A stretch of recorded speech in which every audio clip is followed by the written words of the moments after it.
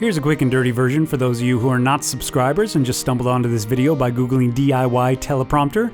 Take a clipboard, attach a couple L brackets, add the glass, attach it to a rail mount or spare tripod or whatever, cover up the camera side, add a tablet or cell phone, boom! One of the least convoluted do-it-yourself teleprompters available. You're welcome, Internet. Now for the full version. Recently, I decided to add a teleprompter to my production equipment. It occurred to me that I'm doing more and more talking head stuff these days. This way I can produce more content between my sketch and/or narrative productions, and I was not very happy with having to choose between taking my sweet-ass time to memorize a script that's just gonna be non-fiction to camera anyways, a lot of jump cuts, looking off to the side at my tablet, or constantly looking down at my own script like an asshole. No offense to fellow YouTubers who do all this. For instance, Steve Shives looks down at his script like a sexy boss, but when I do it, I think I look like a dumbass. Though jump cuts have really gotta go. I love your personality and perspective, Jacqueline, but come on. I don't know if you're doing a confidence man shtick to be more relatable to your audience. She makes videos the way I do. But the jig is up. You've made hundreds of videos, you have the equipment and software for much better production value. At least add a dip to white or something. And please hit me up sometime and let me run sound for you just once. Hey guys, so by popular demand, I am back with another video about stupid questions atheists ask Christians that they don't actually ever ask. I'll even give you the creator discount. Anyways, for those of you not familiar, a teleprompter, a screen that people can read off of while looking to camera, is quite literally a piece of glass at a 45-degree angle in front of the camera with a monitor displaying the text below. That's it. You put a piece of glass at a 45-degree angle in front of a camera and you've basically made a teleprompter. All you need to do then is add a monitor, these days a tablet or even the smartphone that's in your pocket right now, and shield the camera side of the glass from light, and you're done. Pretty basic piece of equipment. Shouldn't cost more than 500 bucks? Are you fucking kidding me? Okay, maybe, nope. The monitor's not even included. Maybe, like many do-it-yourself projects, I'm just not anticipating the incurring costs. For example, a follow focus is really just a right angle gear with teeth and knobs. But even the most modest gearbox starts at 40 bucks, and once you've added all the other bits, shipping and handling, you've spent like 120 bucks.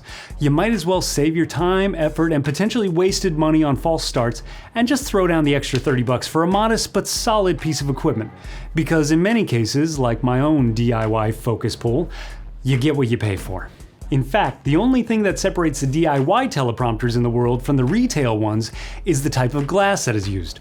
Retail teleprompters use beam splitter glass, which is probably what ends up costing 60 bucks, that's it?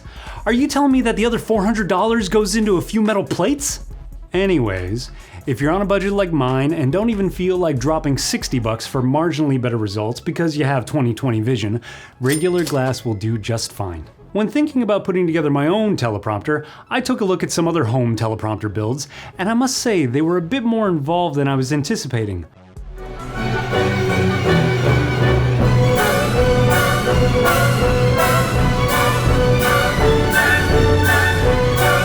I mean, it's just a piece of glass at a 45-degree angle.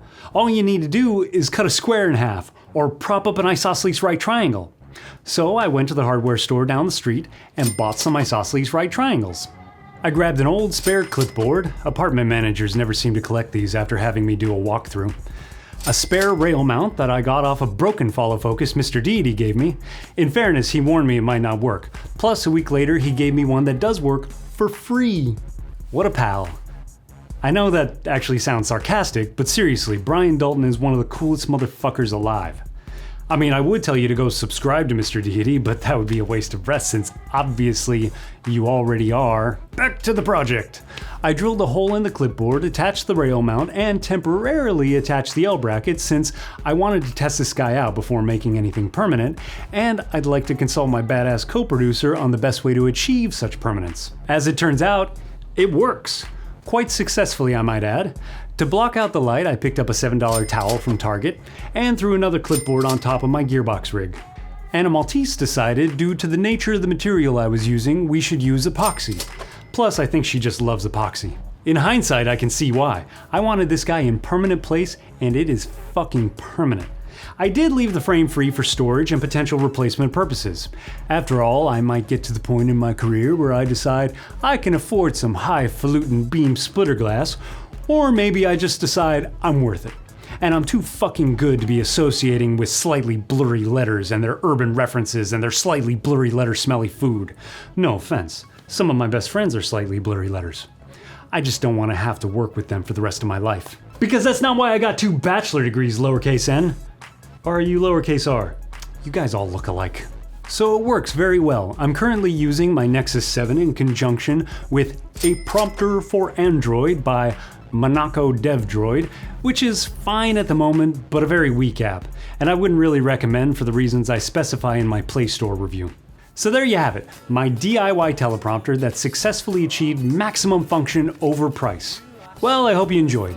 Let me know in the comments if you would like some more behind the scenes tutorials, builds, and/or tips. Thanks for watching.